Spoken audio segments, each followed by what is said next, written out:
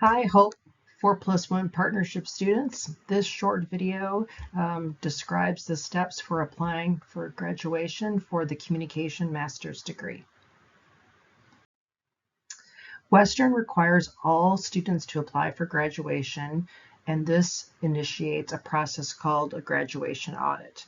The graduation audit is official communication from the university that a student as to making sure everyone's on the same page about the courses that the students have completed so far and the courses and other experiences that students need to complete in order to graduate. To apply for graduation, you need to have a School of Communication permanent advisor, and information will be provided to you about how to make that selection. There are some deadlines that you need to be aware of. They pertain only to completing and submitting an online application and submitting the fee to the registrar. So for those of you graduating in spring, your deadline is October 1st. And for those of you planning on graduating in summer or fall, your deadline is February 1st. Being late with these submissions will incur a $200 late fee. The first step is to apply online and pay the required fee. You go through WMU and you follow the links that are on the application for graduation link, and you are applying for a master's graduation.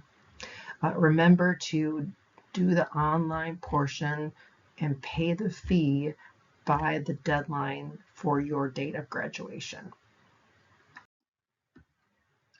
The next step is to complete and submit a School of Communication Permanent Program form. For you, 4+1 students, you've got two options: Form 2B, which is a thesis or professional project capstone form, or 2C, which is the coursework only capstone. You should make this decision on a capstone in consultation with your permanent advisor. When you are filling out the forms, you will be listing 30 total credit hours, which is what you have earned or will earn for the master's degree. The form also requires that you list all past, current, and future graduate courses. So as 4+1 Hope students, your past courses will be the one or two undergraduate courses that have been approved for graduate transfer credit. You will list your current courses and then the ones that you will be taking. A question you might have is, I don't know what I'm going to take yet, which is, and that's okay. So I would suggest you wait to complete the permanent program form until you know the next semester's graduate courses and you've spoken with your permanent advisor about what courses to enroll in, and then you can list those courses on your permanent program form. You list to be added or TBA for grades that you don't have yet. So you're currently in courses which you don't have a final grade. So just list TBA and do the same for future graduate courses. Once you complete the form, and I'd suggest trying to do so independently and then running it by your advisor for accuracy, you email it to your advisor for their signature. Then you email it to me, graduate director, for signature, and I will email the graduate director for her signature and return it to you. This completed signed form is what you will be emailing to the registrar at the email listed on this slide. And I'd suggest that you do it in a timely manner. Certainly don't wait until your last semester in the master's program. Here are screenshots of the forms 2B and 2C. These are on the School of Communication website. Avoid using the generic form that's provided by the registrar. You want it to be listed as a School of Communication permanent program form. And I'll walk you through how to complete these forms with the 4+1 partnership. Okay, so say you're interested in a professional project option, which is the sample on this slide.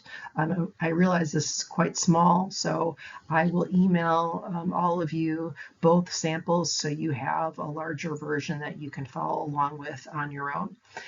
You will put your name at the top, your WIN, your Western Identification Number, the date that you entered the program, which the university always goes by semester or term, so fall 2024. Total number of credit hours, what you will be completing is 30, so put that there.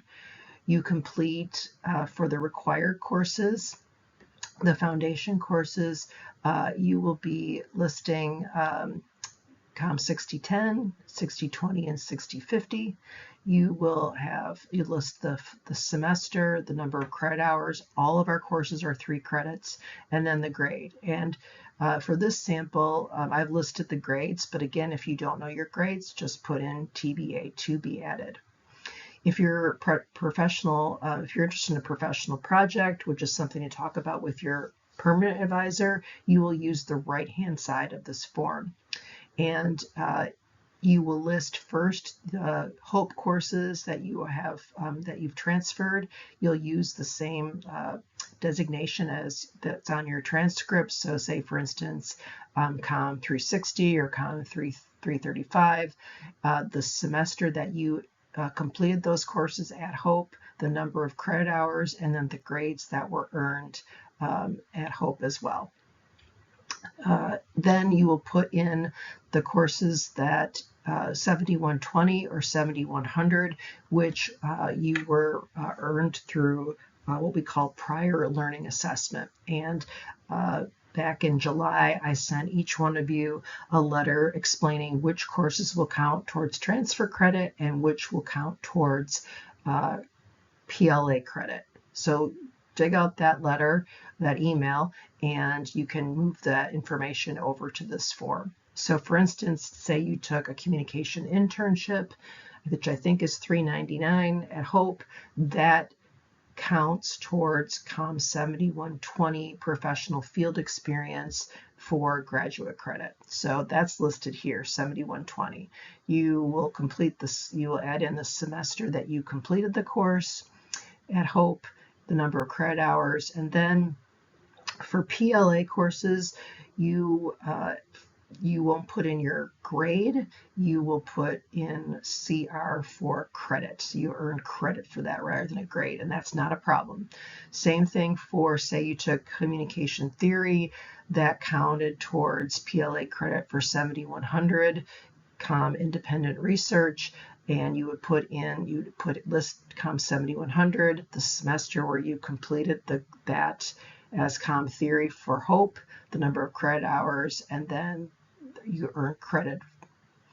You'll also notice there's a note over here, and that this is an important thing to add to your program of study form. It could be typed, it could be handwritten, doesn't matter. So you want to notify the registrar that you're a WMU HOPE 4+1 student transferring in COM 335 and 360 and using COM 7100 and COM 7120 as PLA credit, and you have your permanent advisor initial by that note. If you are a professional project bound student, you will be completing your professional project in your last semester in the master's degree. For the purposes of this sample, you will enroll in professional project in spring. It'll be for 3 credit hours, and we don't know the grade yet, so it's going to be TBA. So that's the form that you will complete and get signatures on and sign and submit to the registrar's office use via email. Now, what if you are a coursework capstone option student? And I recommend for 4+1 students that they choose this option in order to complete the 4+1 in 5 years. So you'll use this form 2C, and you'll You'll complete COM 6010, 6020, 6050, the semester, the number of credit hours, the grades. Remember, if you don't have the grade, just TBA is fine.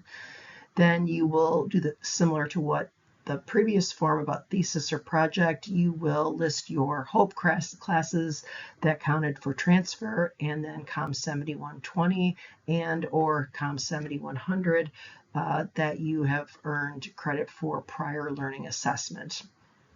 You will have the same note as the previous slide, telling the registrar that you're a WMU HOPE 4+1 student transferring in the 2 courses, undergraduate courses that were approved for transfer, and then also that you have been approved for COM 7120 and 7100 as prior learning assessment.